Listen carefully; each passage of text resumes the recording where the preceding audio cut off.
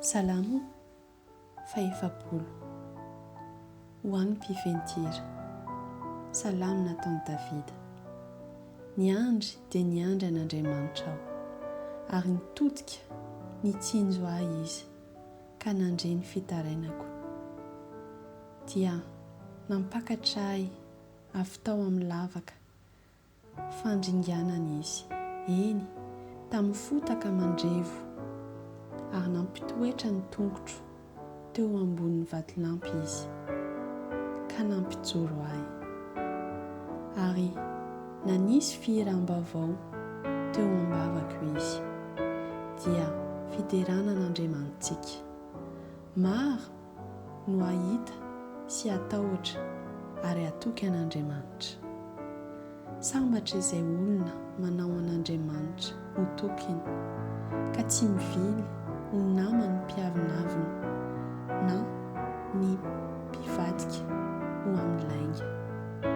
No hamaronao ny fahagaganao sy ny hevitrao izay nataonao ho anay, Tompo Andriamanitra.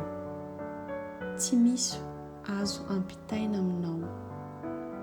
Raha tiako ambara sy ho lazaina ireny dia indro maro loatra izy, ka tsy tambo isaina. Ny fanatitra alatsatra sy ny fanatitra hohanina tsy mba sitrakao. Ny sofiko nataonao malady, ny fanatitra dorana sy ny fanatitra noho ny ota tsy mba nilainao.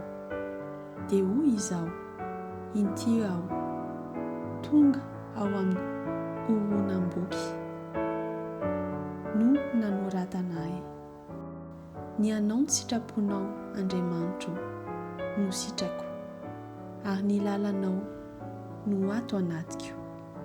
Efa nilaza teny mahafaly ny amin'ny fahamarinana teo amin'ny fiangonana lehibe aho.